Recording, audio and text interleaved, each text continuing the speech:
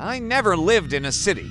My entire life revolved around the water. And where there's water, there was my friend Trevor, whose family actually owned a boat. We treated that boat like an extension of our own legs. During our high school years, we found an island. It was small, maybe the footprint of a big box store. There was no dock, just a thin ribbon of shoreline pinched between jagged rock faces and a dense wall of trees. To land, you had to anchor offshore and swim the last stretch in. Asterisk for years, that island was ours. We mapped it, ran wild games of manhunt across it as teenagers, and later turned it into the place we went to be loud and unsupervised. We chalked its isolation up to the lack of a proper landing. But there was one thing I didn't clock until I was older: the silence. Not a peaceful silence. An absolute absence. No birds, no nests, no snakes, barely an insect.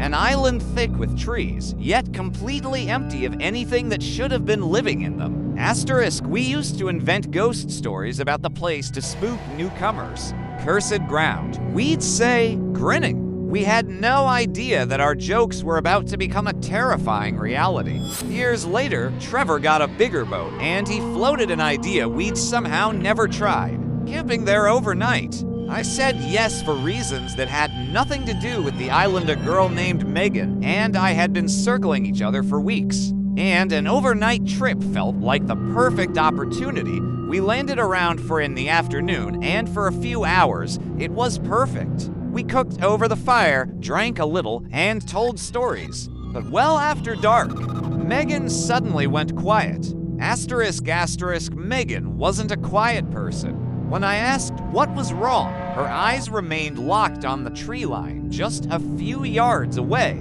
She whispered, "I've been hearing movement in there." I tried to brush it off, telling her it was probably just some nocturnal animal. But then she reminded me of our own rule. No animals ever showed up on this island. Ever. Megan looked at me, her face pale, and said, "I don't think it's an animal out there." Asterisk, the mood didn't recover. Hoping to shut down the spiral, Trevor grabbed a flashlight and swept it slowly across the trees to prove there was nothing there. But the moment the beam cut through the dark, Megan screamed. Trevor snapped the light back. Two shapes, almost fused with the tree trunks, stood staring back at us. They weren't moving. They were completely rigid, freezing in the beam. The second the light jumped with Trevor's flinch and came back, they were gone. Visual. The group running through the dark sand in sheer panic. Grabbing gear. Sound design. Faint echoing, distorted laughter drifting from an unclear direction. Voiceover. We ran toward where they'd stood, but nobody was there. Just faint laughter drifting through the air, its direction completely unclear. That was enough. We started breaking camp instantly. Megan was begging us to hurry, insisting she could still hear them even though our lights found nothing. We were nearly to the water when she screamed again. The two figures were now standing right on the beach, perfectly positioned between us and the boat. A man and a woman. Asterisk, I scrambled aboard. Trevor was a step behind me when the woman spoke. In a calm, chillingly polite voice, she called out his name.